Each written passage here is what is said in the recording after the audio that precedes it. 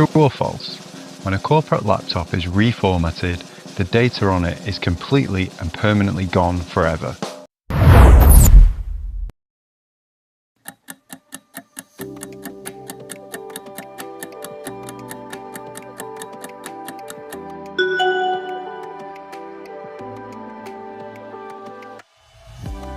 In many enterprise environments, that's often assumed to be true, but in practice, it often isn't. And that gap between what we assume happens to data on endpoints and what actually happens when assets leave our control is why data sanitization has become such a hot topic for IT leaders. In this strategy session, we're going to focus specifically on what happens to corporate endpoints at the point of asset decommissioning. Whether it's laptops, desktops, or other employee devices, we're going to look at what should happen to the data on these assets at the point at which they're decommissioned, refreshed, or otherwise handed off. We'll briefly go through what data sanitization really is and what it really isn't, and then we'll go through 4 areas of endpoint decommissioning best practice. First, we'll look at security, reducing exposure when devices leave your control. Then we'll look at compliance, being able to prove data was removed, not just assume it was. We'll also look at efficiency, how you can avoid delays, bottlenecks, and lost value. And we'll look at sustainability, enabling the reuse of assets instead of unnecessary destruction. Throughout this session, you'll hear from me, but you'll also hear from some of our Blanco experts as they talk about the real challenges that our customers encounter, and you'll also see some video footage of the different challenges that we help solve for. This isn't a product demo and it's not a webinar, it's a practical chaptered session designed to give you a clearer and more proactive way to think about endpoint decommissioning. By the end of this session, you'll have a framework that you can apply immediately and a clearer understanding of why this part of the data and asset lifecycle is so often underestimated. Let's get started. Across your organization, hundreds or even thousands of laptops and desktops may move through IT's hands every year. In the data center, it's no different. Every drive inside your servers carries critical, sensitive data. Every asset you oversee will eventually be redeployed, resold, or reach end of life. And when a device holding data changes hands, the question is the same. What happens to the data? From the moment a device goes offline, the information on it becomes a liability. If that data is accessed by the wrong person, the consequences can be severe. In fact, it's now estimated that the average cost of a data breach is over $4 million. Some organizations try to mitigate the risk by physically destroying drives, but destruction generates e-waste, eliminates hardware value, and still leaves room for mishandling during manual steps. A better approach is to erase the data the moment it's no longer required, so it can never be recovered. Over the past few years, several trends have converged. First, compliance pressure has intensified. There are now over 100 data protection and privacy regulations around the world, many of which have serious penalties for non-compliance. At the same time, enterprises are cycling through hardware faster than ever. Whether it's due to Windows 10 end of support or the demands of AI-ready hardware, device refresh programs are accelerating, and sustainability regulations are increasing too. Many ESG reporting frameworks don't demand action of one sort or another, but they do demand transparency. And once endpoint destruction becomes more visible, it becomes harder to justify. In other words, what we're seeing from our thousands of global customers is that endpoint decommissioning and sanitization has moved from a background compliance task to a strategic choice. Before we go any further, let's slow down for a moment and define our terms, because this is where a lot of confusion starts. When we talk about data sanitization, we're talking about a specific technical concept. It's most important, though, to walk away with the base definition of what is data sanitization, and that's as described by Gartner. It's the act of the data erasure itself, the verification that the erasure took place, and then a report on what exactly happened and how that erasure took place. So without those 3 steps, you don't really have a true sanitization. And then that sanitization can take place in many different ways, but the two main ways would be a software-based data sanitization, which leaves the asset available for, if this is on a whole media asset, that leaves that asset available again to go back into the circular economy, or doing your data sanitization through physical destruction, destroying the media where that data is being stored. According to the International Data Sanitization Consortium, there are only 3 methods that actually reach this standard: physical destruction, cryptographic erasure, and data erasure. Which means that many of the legacy practices that enterprises often still use don't meet these stringent criteria. File deletion, reformatting, basic data wiping, destruction without verification, none of these include the verification and certification steps required to prove data is truly unrecoverable. For enterprises, that proof is the difference between assuming that the data on an end-of-life device is safe and knowing that it is. And within the 3 practices of data sanitization, data erasure is one of the most interesting. Data erasure is a software-based process of sanitization where all data is overwritten by random sequences of ones and zeros. Blanco has developed special techniques for this over the years and holds over 40 patents, including for SSD erasure.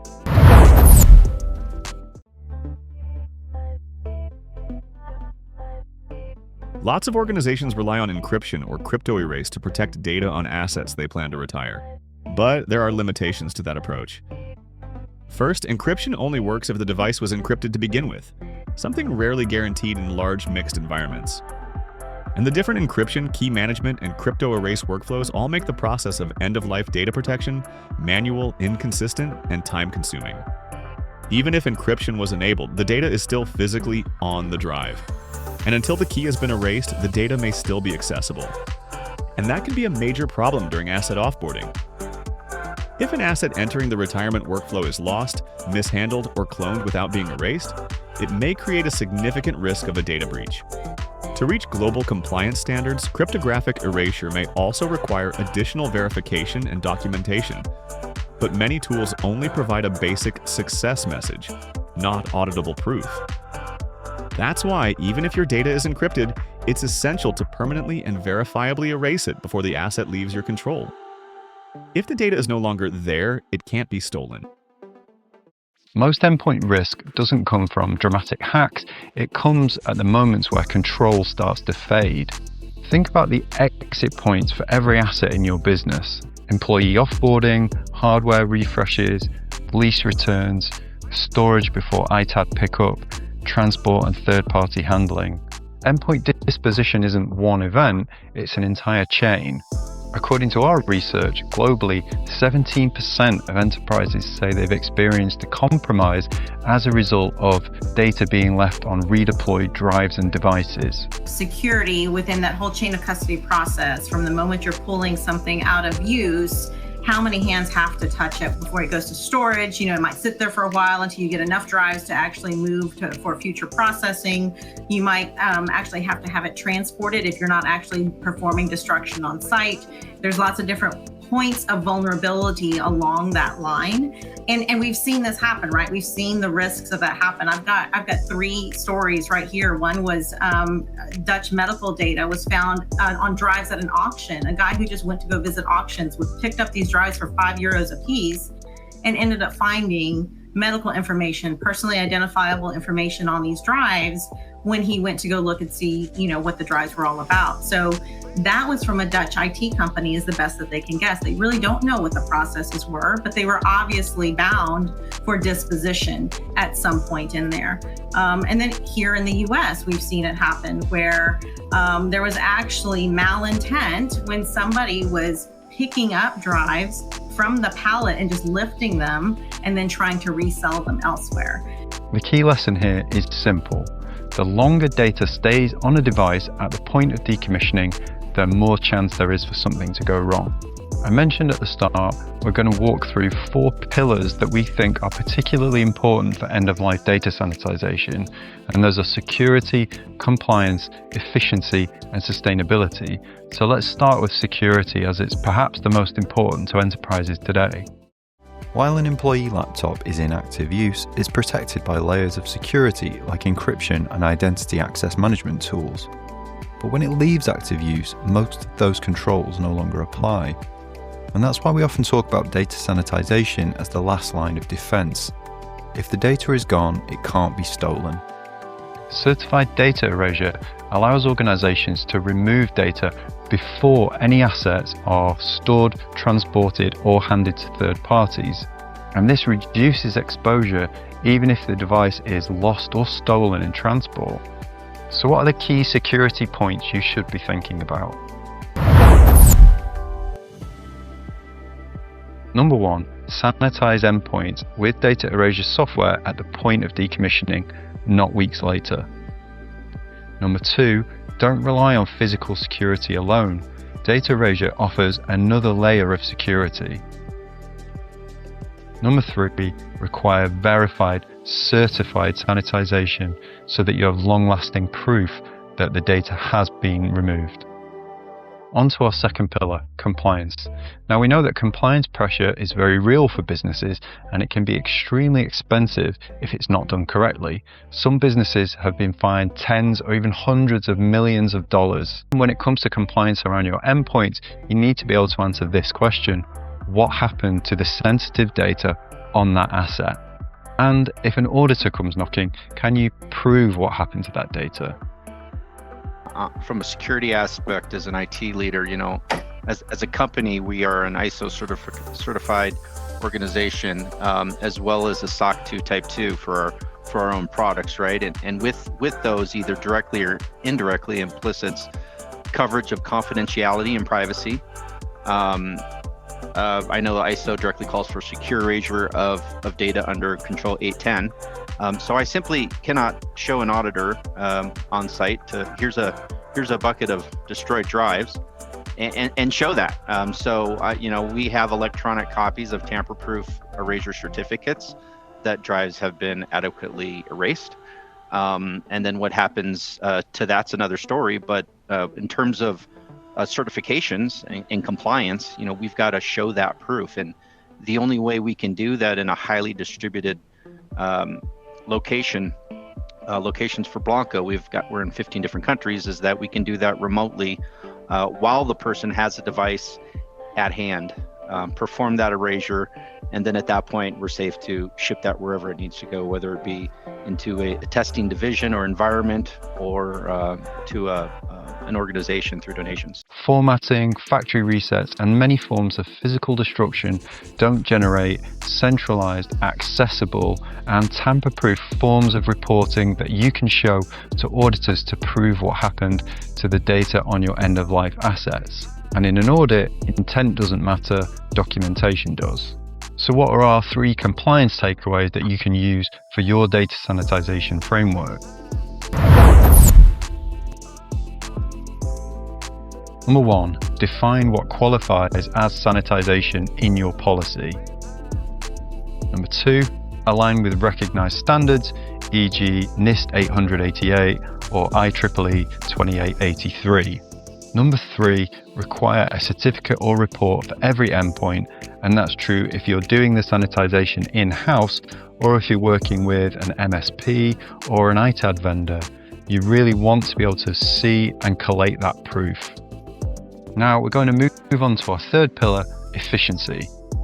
Data sanitization isn't just a risk issue, it's also an operational one. Many organizations take several weeks to perform data sanitization of end-of-life assets, and according to our research, globally, 1/3 of businesses take more than a month to process them. And during that time, the devices are sitting idle. If you're intending to resell them on the secondary market or to an IT recycler, then the value is dropping all the time. An efficient data sanitization policy which erases end-of-life devices at the point of decommissioning helps to reduce or remove that waiting, and that's super valuable for your business because we know that waiting equals a loss of value. Number 1, set SLAs for the time it takes to decommission, sanitize, and certify assets. Number 2, automate where possible so nothing falls through the cracks. Number 3, treat sanitization as part of the endpoint lifecycle, not an afterthought. And now, last but definitely not least, the final pillar in our 4 is sustainability. Many enterprises default to physical destruction such as shredding because it feels the safest, or it can seem viscerally satisfying to see assets destroyed. But our data shows that up to half of destroyed endpoints are still operational. Even if an asset is out of date and no longer serves its first line purpose within your organization, it may still be useful internally by a different team, or it may be possible to donate or sell it and keep the endpoint going within the circular economy. One clear example, one of the strongest security environments has always been the big data centers, the hyperscalers, where there has been meticulous security on all different levels, and where historically shredding drives have been a bit of a default. But lately we've seen great initiatives from hyperscalers all over the world where they are processing erasure through software, reusing, running proper purge processes, verifications. But just seeing that, and also the how much it actually impacts. We're talking millions of drives coming from those kind of environments. So it's a very strong sign of the times that we're seeing the trend also in that segment as a good indicator. So what should you take away about sustainability issues that arise from data sanitization?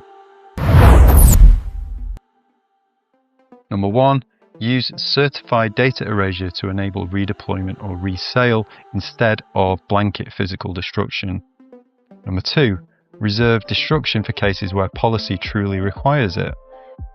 Number 3, involve sustainability stakeholders earlier in endpoint exit decisions. If this is a conversation that you felt you weren't aware of, or it's been overlooked within your organization, there's probably a reason for that. And that's because it sits between teams. Security assumes IT owns it, IT assumes vendors handle it, compliance assumes policy reflects reality, and the result is often good intentions but inconsistent execution. But the good news is that this issue is entirely fixable because endpoint data sanitization is procedural and provable. If you'd like to learn more about data sanitization for your organization, including how to build a process of your own, not just for endpoint decommissioning, but also for the logical sanitization of LUNs, virtual machines, and even mass decommissioning of data centers, you can visit us at blanco.com, where you can contact us and read lots of resources that we publish for every kind of organization. Thanks for joining this session. I hope it's given you lots to think about.